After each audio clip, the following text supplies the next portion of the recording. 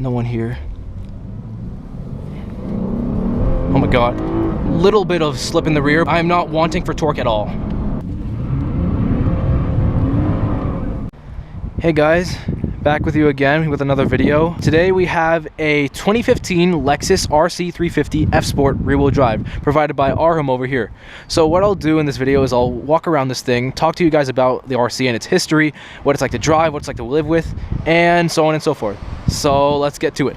So the Lexus RC started in 2015, and if you ask Lexus, they'll say that it stands for Radical Coupe, which I guess it is. It uses a lot of design cues from some design concepts that Lexus had in the early 2010s, excuse the Mustang, as you can see from all these swooping lines and lots of chrome and a lot of the sharp angles. And some of these bear claw stuff at the back is stuff that you get on the higher trims like this F-Sport. But back to what the RC is. It's basically a coupe that was supposed to be in the same size category as their Lexus IS sedan.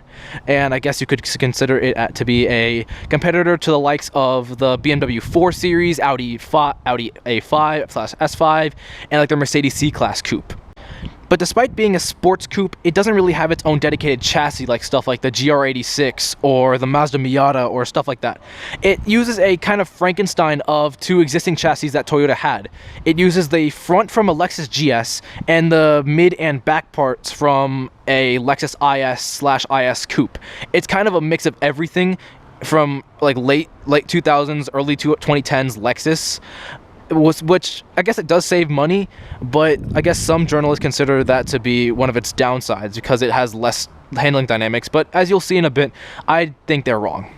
This one is finished in atomic silver and has the F-Sport package, which gives you a little more chrome, little more aerodynamic stuff. It doesn't come with the adaptive rear wing, which comes on a couple of them, but it's fine without it still. It's on 19-inch alloy rims, which also comes with the S-Sport package, and it's on Potenza all seasons. But that's not the most surprising thing about this thing, as you'll see in a second. You've got a huge front grille and LED lights as standard, which is really nice on a car from 2015 because, well, not a lot of cars from then, including my dad's Corolla from the same year, didn't have stuff like this. And I think it's overall just a really dashing car, even if it's the pre-facelift. Oh, I forgot to mention that. Even though the car came out in 2015 as the XC10 code, although this is the only generation of RC there is, there was a facelift in 2018, 2019, and the Lexus RC is still being sold today, which I think is actually really good. It's one thing I like Toyota for. It's if it ain't broke, they don't fix it for literal decades. I mean, look at the 4Runner. Funny that I mentioned that because as of editing this video, the new 4Runner has actually been announced and it looks pretty good in my opinion. But without further ado, I think we should hop in with Arhum and talk about the interior. Alright, hopping into the luxurious interior of the Lexus RC. You are greeted with a lot of luxurious materials, no shit, but you have leather on the door cards, you have this nice faux carbon fiber looking thing. You get real carbon fiber on stuff like the RCF, which I'll get to in a little bit, but you have nice leather seats that are really bolstered. You can even get bolstered ones on some certain packages of this car, and you get 3-seat memory, you get obviously automatic windows, you have a gauge cluster, hang on a second, you get an interesting LED gauge cluster, which we'll show more about in a bit, and you have this kind of weird blocky center console section, which is a bit confusing to a lot of people, even Lexus owners, because it's like a mix of, again, late 2000s Lexus and early 2010s Lexus, which like all this stuff is from like the Lexus IS, which they still have today and it's kind of outdated. You have an LED infotainment screen here, and you have this really nice Lexus clock that they still continue to have in some of their newer models, and I wish they still kept it on some of them instead of getting rid of them in replacement for screens and shit like that. You also have back seats, which I think are a little cramped, but I think I might as well try to get myself to fit in there anyways, just for you guys. And obviously you have very adjustable front seats. Oh, hang on, I can just do this. And now we wait eons for the seat to move forward while I try to squeeze myself in the back. It's not gonna be fun. It's a small coupe. You can barely fit babies in this thing. All right, trying to get into the back of this thing as this moves back. Okay, so yeah, already you can see that I do not really have a lot of headroom. I have a cap with my GoPro on it right now, but even if I didn't have it, I would be touching the ceiling. Thankfully, you're not touching the glass right there, and you might worry that visibility is bad out the back of this, but I honestly think it's fine, as you'll see on camera. But moving back on my driving position, you have barely any room, and if you were taller than me, like 5'11", you would have even less room. You can barely see out the front, and overall, coupes of this size are not really the biggest anyways. However, you do get like ventilation back here, which is honestly a bit surprising because a lot of competitors don't even bother with that. I know like the new BMW M2 does that for some reason, but I don't understand why they even bothered, considering like you're rarely going to have people back here. But it's good to know that they didn't cheap out for materials back here. Anyways, it's good that they didn't cheap out on materials back here. Like, you still have all your leather. You have nice cloth on some parts too. You don't have a fifth seat, sadly. So it is a 4-seater, but you do have speakers from the nice Mark Levinson sound system up there, which is a plus. All right, hopping out now as I'm greeted with the lights of this random ass high school that I'm in, and walking around the thing one more time. Oh yeah, I guess I realized that because this has automatic lights, or because I put it on accessories mode, the LED lights do look pretty dashing. You have the fog lights down here, and you even have these little intakes that I think go to the brakes. Arhum, do these go to the brakes, these vents up here? Yes. And yeah, they have cooling vents. So it shows that even though this isn't the full F, they still put a lot of focus onto the performance of this thing, which I guess we can show more once we get Arhum in the car and we'll talk about the trims and the engine. All right, hopping here one more time with the owner Arhum, we'll talk about his ownership with this, and then we can talk about, and then we can fire this thing up and turn it on. So yeah, Arhum, tell me about your history with this Lexus RC and how long you've owned it and such. Yeah, so I study at Cal Poly Pomona. And I got this car about 3 months ago in January, and it has about 26,000 miles on it. And yeah, dude, last 3 months has been really good. It's a nice sporty coupe that it's my first car, so yeah. That last part is surprising to me, and it'll probably be surprising to a lot of people. Yeah. But the fact that you saved up is definitely worth it, and it'll also show more like once we talk about like pricing and like dating and stuff like that. Yeah. But turning the engine on right now, you are just greeted with a really nice gauge cluster with a little surround, and if I press this button over here, it moves just like the LFA does. And if we put it in, I guess it is it does sound good, which I guess we should get more to that right now. Yeah, got it.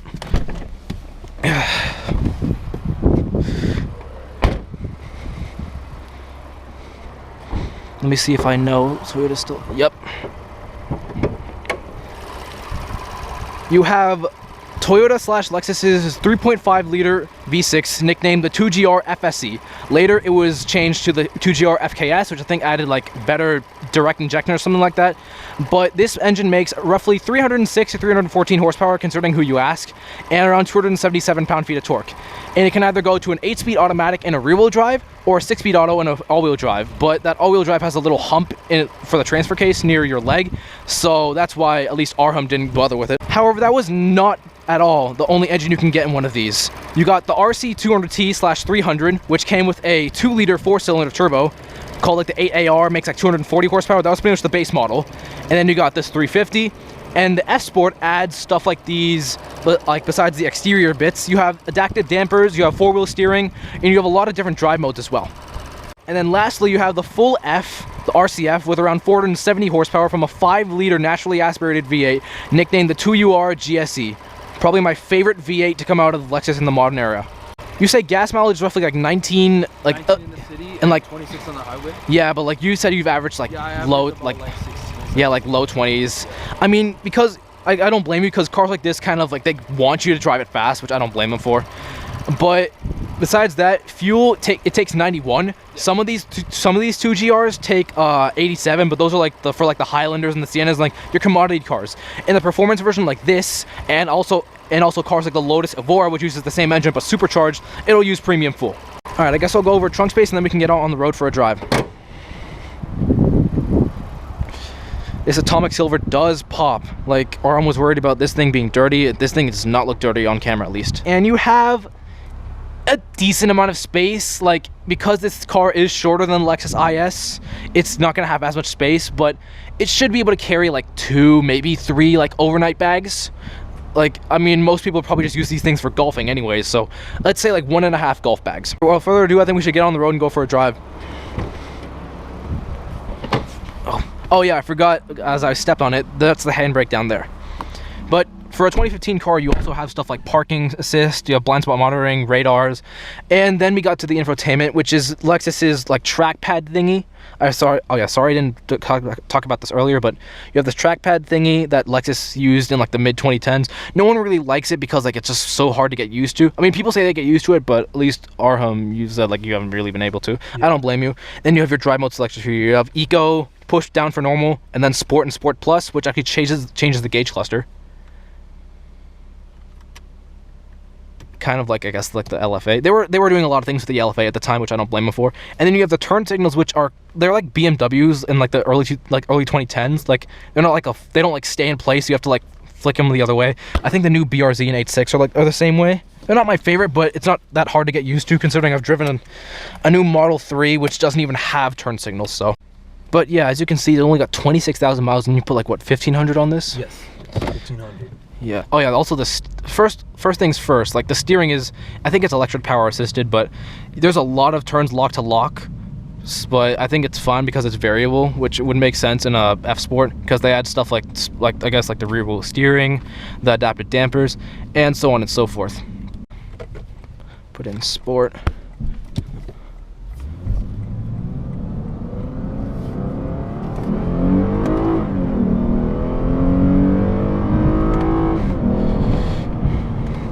0 to 60 is in about 5.5 seconds, which I believe this is low-key probably the fastest accelerating car I've driven to date. But it doesn't feel scary. Like 306 horsepower is a lot to most people, but to me, who's only driven 250 at most in like a Pilot or a Mercedes GLE, this does not feel like scary at all. But it's probably because it's a naturally aspirated V6 compared to like a turbocharged 4-cylinder. Like in Kevin's Jetta GLI, the turbo would come on really quickly and it would cause wheel hop and stuff like that. But even being rear-wheel drive, I don't feel scared of this thing at all. Even if I turned off traction, but I probably won't because the roads are about to get a little greasy, as shown from those clouds right up there. Hopefully we don't have to deal with them. I'm just glad I have this new setup with like the cap. Oh, you said right here? No, keep going straight. Oh yeah. I'm just glad I have this new setup with like a cap. It doesn't really obstruct my vision because it's way better than the headband, because hopefully you guys are seeing more of like the actual gauge cluster and stuff like that, like a true POV. Because before I was where like, you know, it would show mostly the windscreen like up here. Hopefully with this it's different.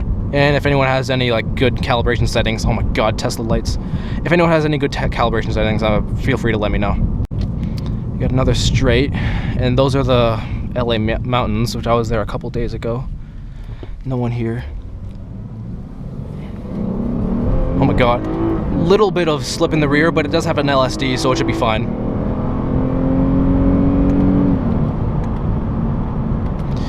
It just rips, and I wouldn't be surprised if people wouldn't even realize if they're breaking the speed limit. Of course, we're doing the speed limit, so there's no need to worry. Visibility, however, even though it's a coupe, like I've been told, I've had experiences with a lot of coupes that don't really have that great visibility. It's fine. Like the entire rear window is in my rear view mirror. I don't really have blind spots except for these small C-pillars, but that's pretty expected. And this car, I can see how you can daily drive this thing. It's very friendly, and all it takes is the flick of a wheel to turn this thing into a valid sports coupe. People have complained that this 8-speed, at least in 2024, feels a bit dated. It feels a bit slow. For a 2015 car, I honestly think it shifts just fine. Even after driving a DSG and a Jetta GLI, I still think this can hold a candle to stuff like that. Maybe it'll feel like a bit slow in like powertrains like the 2UR and like the IS500 or the RCF, but in a car like this, I think it's just fine. There are a few corners up here, so we might as well. Paddles are decently responsive. However, the steering does feel a bit light even in Sport Plus mode. You do have all the lights coming on in the city though. And what I've noticed in some of these like more heavy duty Toyota transmissions is they do like whine a little when you get up to the higher RPMs, but no problem. This thing is rapid.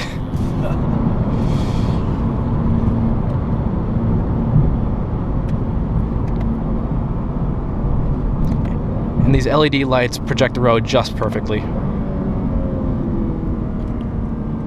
I'm pretty sure these brakes are also ventilated on the F Sport, am I right? Yes, I believe so. Yeah, so braking feels just fine. The brake pedal feels like really nicely calibrated. And I am not wanting for torque at all. But most of it comes around 4,000 RPM as per naturally aspirated V6s. But when you pop it back into normal mode, it's still completely dailyable. And if we get on the highway in a bit, we could see, or if we get up to highway speeds, we can see just how quiet this thing is.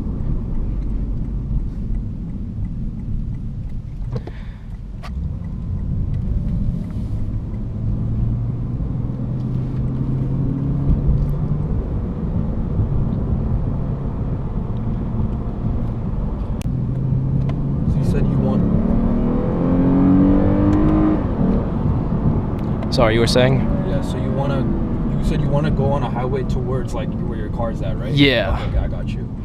Yeah, so just make it right. These are these are slower corners, but the dynamics of this thing, it still hauls, even though it weighs like 3,800 pounds. People complain about it being kind of heavy because it's like kind of a Frankenstein. Yeah. But I think it handles just fine for a coupe of this class. And I did test it off camera. The Mark Levinson in this thing actually sounds really good. It's by far like one of the best sound systems I've heard in a car. I mean, I haven't been in like, you know, super luxurious things. Like, I mean, I've been in an EQS, but it's pretty much on par with like the Burmester and my grandpa's GLE. These Mark Levinsons never mess around in any of the Lexuses. And I'm honestly glad that they have like safety systems like blind spot monitoring. In 2015, like this stuff wasn't even like regulatory or like standard. So the fact that Lexus went out of their way to add these things show just how much they care about it.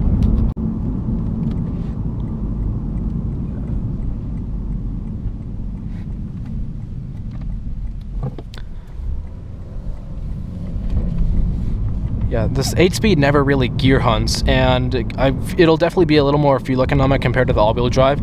Not only is it all-wheel drive, but it's 6-speed, so the gear ratios are longer, less efficiency in mind in that case. Darker hours are coming out in Cucamonga. It's like 7:30 right now. Yeah.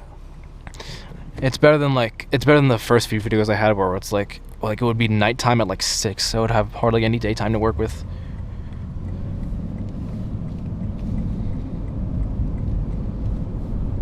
Alright, you said the U-turn? Oh, no, you can't. Just keep going straight. Okay. We'll just make a U-turn on the signal. Alright. The next one. And then you see how they're going. Oh, yeah. Okay, I see. Yeah. Oh, yeah, suspension is also like, despite having adaptive dampers, the suspension never feels like wafty or anything like that. It always feels like just about right. But maybe it's just like, you know, maybe just my body not being that calibrated. But over like these rough, like some of these rough like imperfections in some of these Rancho Cucamonga roads, I've never really bounced around like I would in my brother's Civic. Yeah. So it should be on your right.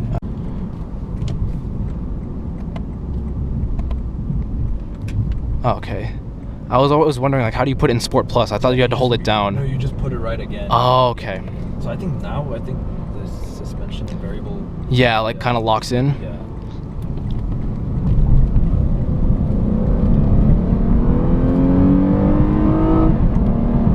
Oh, it shifted up for me. I thought it would kind of hold it in gear. Yeah.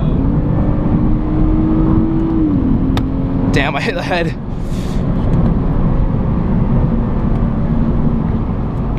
So, to wrap up my final thoughts on the Lexus RC350 F Sport, for a 2015 car, which is like the first model year of this thing, and oh yeah, pricing.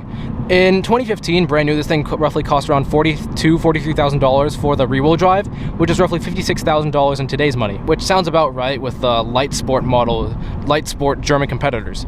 But you said you got this used with only 26,000 miles for $30,000, Yes. which is actually really, like, it's really good. Yeah. 100%.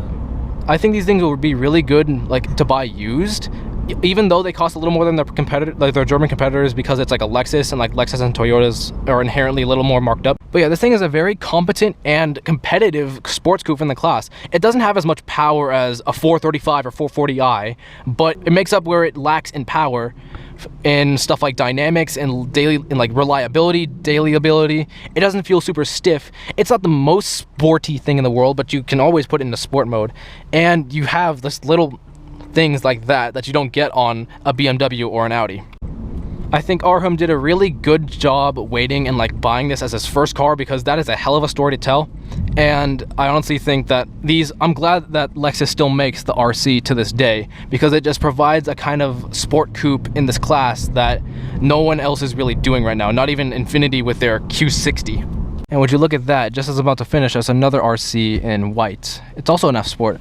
It's not the facelift, but you were saying that these things are getting rarer and rarer, or at least people prefer to get the RCF straight up. But I think I've seen a decent amount of these in SoCal, and I'm glad that I see them still, because even though their owners might not drive them like super crazy, it's still good to see that people are buying these because they're, well, reliable, they're really nice on the inside, and there's a lot to offer with these. I hope you guys enjoyed this video, and I guess like, comment, whatever else you want to see, and I'll see you guys in the next one. Take care.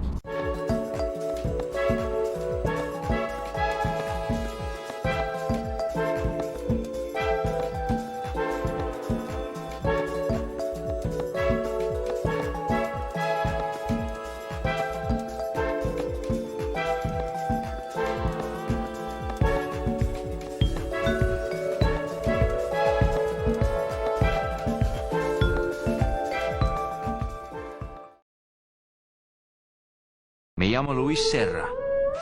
Luis.